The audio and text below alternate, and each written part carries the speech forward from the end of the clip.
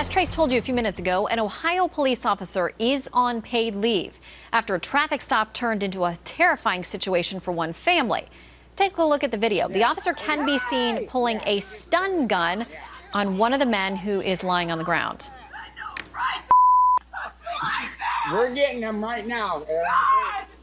It's ridiculous. This guy's out. He's pushing me up against the truck.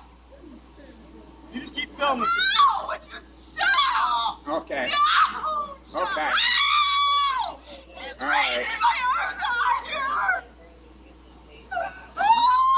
I don't What know. the The officer She has her arms up above her head. Tell the story right now. They're making it look like he he's made his Come traffic here. stop and He's got the whole range right here, dude. no, the sun is like. Right now, the police department has not confirmed any wrongdoing, but says it is investigating. Important to note that the police officer had pulled over one woman.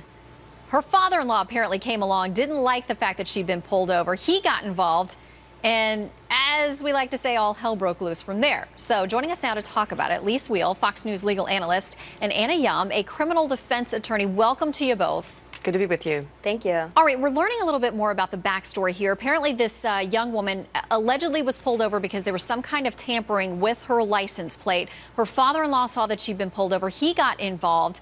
Several people end up handcuffed on the ground with a taser being held over them, but not used. Lise, the police officer is on administrative leave. Right. Where do we go from here? Well, he's going to go through a due process, a whole hearing, see whether what he did was reasonable. That's the whole test, Shannon. Did he use reasonable force? Was it unreasonable to pull out the taser? And there were the children involved, too. Apparently, there were two grandkids of the father-in-law in the truck in the back seat there. That's why the father-in-law apparently was so worried. So you've got kids involved. You've got a taser involved. Why couldn't the police officer just have called for backup, done something else other than bring out that taser to all these people? That's going to be the question during his due process hearing going on shortly, I'm sure, Shannon. Yeah, and if you watch the video, which is online now, it's almost 5 minutes long, you can hear other people, witnesses, Right. the person who obviously is filming this. One of them is also calling the police saying, we want another officer out here, we want someone out here to handle this. That guy had his hands full. If you've watched this video, the folks there, what led to this point, we don't know, but it's very heated by the point that we see this video starting. They're yelling, all of them at the top of their lungs. This officer certainly had his hands full, and it looks like he's using his radio to try to get someone else on scene. Anna, how do you think he fares as this investigation plays out? Well, I think what's really important is, and Lisa, you know this as a former prosecutor, and me as a defense attorney now, I've spoken to so many cops, and based upon their background, training, and experience, it's always so important for them to establish safety first and to control the situation so that they can de-escalate any kind of conflict that arises. And what we know from this video is that it doesn't capture the entire incident. It doesn't capture the entire totality of the circumstances.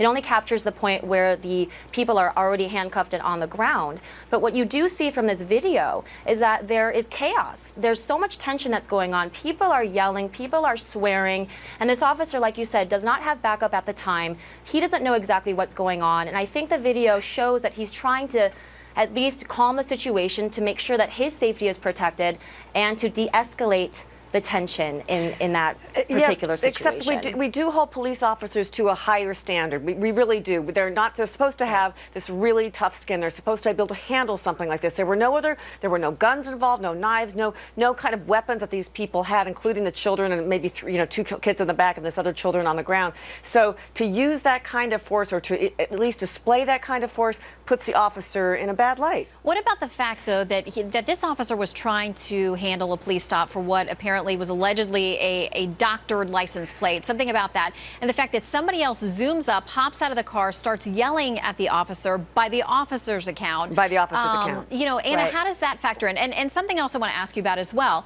One of the women involved here said that her phone was taken away from her, and she said damaged in some way while she was trying to call 911. You do also see on this video that a witness has a phone taken away from him. The officer throws it into the grass. Anna, how do you think those things will play out?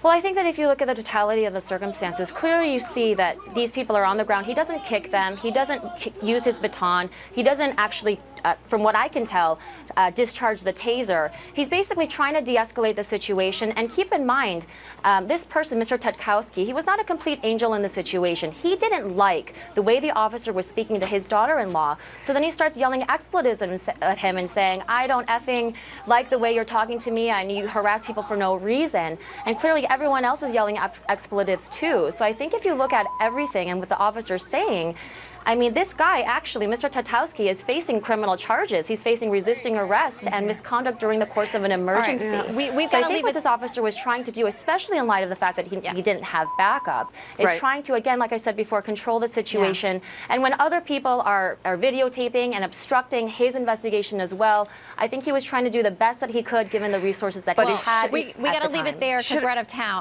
time. But of course, the key elements are what led up to what Right. we then see. Was it reasonable force? We'll follow this investigation. Thank you both for giving your legal expertise. We Got it. appreciate it.